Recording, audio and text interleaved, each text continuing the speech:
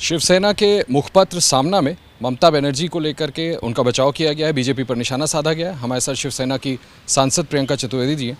प्रियंका जी, मैंने देखा कि ये जो सामना में लेख है संपादकीय, उसमें बीजेपी पे बड़ा करारा हमला किया आप लोगों ने, ममता बनर्जी को लगी चोट पर, ऐसा क्यों? क्योंकि भारतीय जनता पार्टी का ये पेटेंटेड कैंपेन स्टाइल हो गया है कि ध्रुवीकरण करेंगे किसी राज्य में, फिर जाकर हमला बोल करेंगे और हर केंद्रीय एजेंसीज का इस्तेमाल कर पूरे अपने लिए फ़ायदा करने की कोशिश करेंगे। जो उन पे हमला हुआ है, मैं मानती हूँ और ये मैंने भी कहा है और आज सामना भी यही कह रहा है कि जब वो उन पे इस तरीके का हमला हुआ है, वो और सशक्त होकर निकली हैं, उभरी हैं। और वेस्ट बंगाल की जनता, मुझे पूरी उम्मीद है कि वेस्ट बंगाल की जनता इस हरकत को देखकर भारतीय जनता पार्टी को वेस्ट बंगाल से भगाएंगी। प्रियंका जी, यही तो आर्गुमेंट है ना, बीजेपी हो चाहे कांग्रेस हो, वो ये कह रहे हैं कि ये तो जानबूझ के डिलिबरेटली सहानुभूति इकट्ठा करने के लिए ममता बनर्जी ने किया है, उन पर कोई हमला हुआ ही नहीं था। उनको ये सारी बातें कहना इन्वेस्टिगेशन से पहले, किसी तरीके की कार्रवाई से पहले शोभा नहीं देता है। राजनीति में डिफरेंसेस हो सकते हैं, पर इस तरीके का वायलेंट अटैक कहीं भी होना, मैं मानती हूँ, गलत है। साथ ही साथ मैं ये भी कहना चाहूँगी, अगर मैंने जैसे केंद्रीय एजेंसीज की बात कही, जिस तरीके से जैसे ही इलेक्शन कमीशन की आचार संहिता लागू हुई है, वैसे ही डीजीपी को बदल दिया जाता है, अचानक से उनकी एडवर्स रिपोर्ट पाई जाती है और फिर उसी के चलते उन पर हमला हो जाता है। कहीं ना कहीं एक षड्यंत्र दिख रहा है जो सामने आना बहुत ज़रूरी है। तृणमूल कांग्रेस जा रही है चुनाव आयोग से शिकायत करने के लिए कि ये उन पर हमला कराया गया। आपको लगता है कि इसका संज्ञान चुनाव आयोग को लेना चाहिए?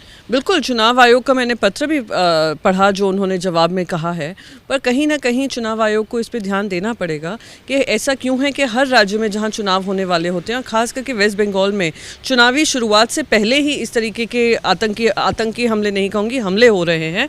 तो वो कहीं ना कहीं एक प्रश्न चिन्ह उठाता है कि क्या हमारी डेमोक्रेसी, क्या हमारा election process free and fair है और ट्रांसपेरेंट है। आपको लगता है कि सामना में जैसे कहा गया है आपके मुखपत्र में कि बाघिन को चोट लगी है तो वो ज़्यादा और खूंखार हो जाती हैं और इसका खामियाजा बीजेपी को उठाना पड़ेगा? बिल्कुल होगा ही। वेस्ट बंगाल की जनता ने उनका हमेशा साथ दिया है और ये वो महिलाएं हैं जिन्होंने वेस्ट बंगाल की लड़ाई लड़ी है। वहाँ की जो कहते हैं माँ माटी मानुष का काम उन्होंने किया है।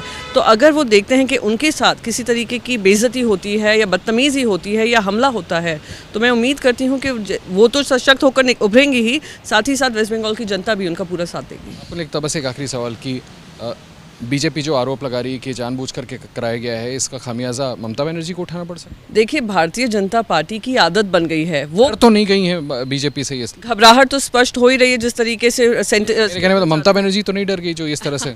मुझे नहीं लगता कोई भी महिला, इस देश की कोई भी राजनीतिक महिला ऐसे हमलों से डरेंगी और जैसे मैंने कहा वो और सशक्त और मजबूत होकर निकलेंगी। पर मैं एक चीज़ ज़रूर कहूँगी, भारतीय जनता पार्टी की आदत बन चुकी है, जब किसी तरीके का हमला करवाती हैं या प्रायोजित करती हैं तो साथ ही साथ कहते हैं सब झूठे विवाद हैं। सिर्फ वो सच्चाई की मूरत है, बाकी पूरा देश झूठ बोलता है, बाकी सारे राजनीतिक पक्ष झूठ बोलते हैं।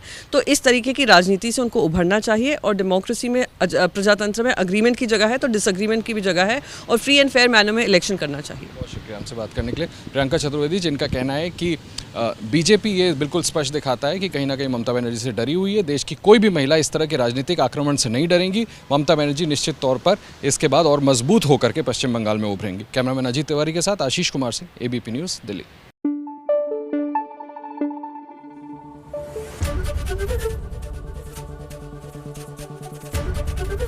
एबीपी न्यूज़ आपको रखे आगे।